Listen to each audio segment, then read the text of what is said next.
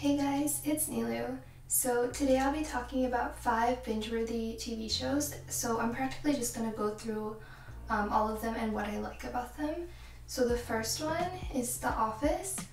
I know it's a favorite among a lot of people, and I think there's a good reason, or many reasons behind that. The characters are great, the acting is great, everything is great. It's practically a workplace, and it's kind of more realistic than most TV shows. It's kind of the normal life of a person in an office, which is why it's called Office. I don't know, it's a great show. It's very binge-worthy, and it has 9 seasons, I think. It's 20 minutes for each episode, so you could just keep watching it. I don't know, I think it's a great TV show because of kind of how it progresses. It kind of has so many stories within it and so many kind of stories that develop throughout the TV show that kind of, they take a long time, but it kind of builds the characters and they seem very real.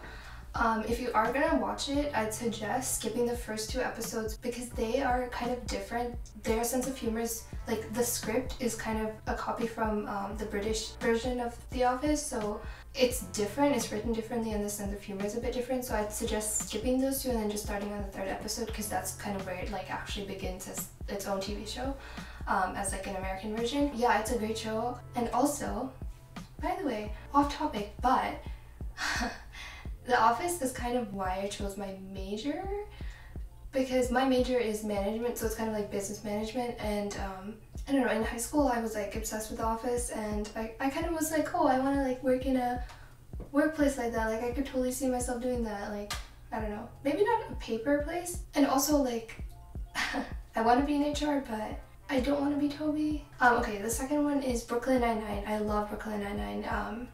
It's a bunch of like cops, but it's like a comedy. Okay, honestly, all of these TV shows are comedies because I think I'm addicted to comedies. One of the main characters is Holt, and I don't know, he's just like an incredible actor, and Andy Samberg, and just like the cast is great. It's like, it's so amazing, and I don't know, they seem like they're friends in real life, which I really like, and it's very binge-worthy because it flows well, and like the characters, the way they develop and everything that happens is just like exactly what you want, so it's perfect. And yeah, I'm kind of like a fan of Andy Samberg, and also his wife, like, I don't know, her name's Joanna Newsom, and she's like a harpist and a singer, and I don't know, I think she's really cool. I don't know, but that's totally off topic. So 3rd is The Good Place.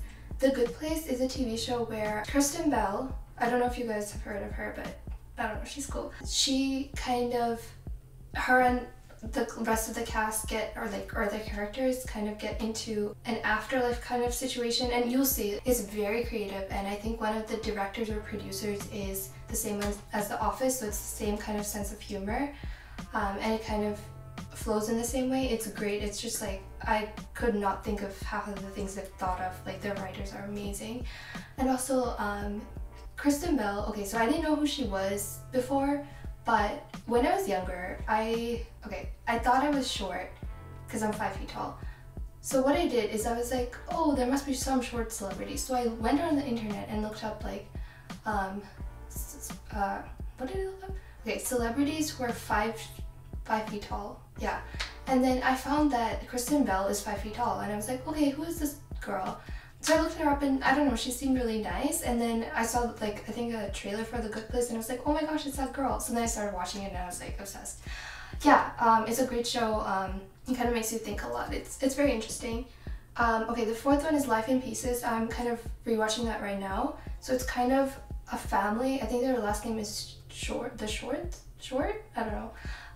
So it's kind of like grandparents, parents, and then their kids for a majority of them, and it's 4 stories in each little episode, and it's 20 minutes long, so like it's very, very tiny stories, and it's in different points of view, so it practically goes through the stories, and then I don't know, they all connect because they're like happening in the same day or week or something, and it's great because it's kind of like a family TV show kind of, and it's kind of like a feel-good kind of thing. It's great.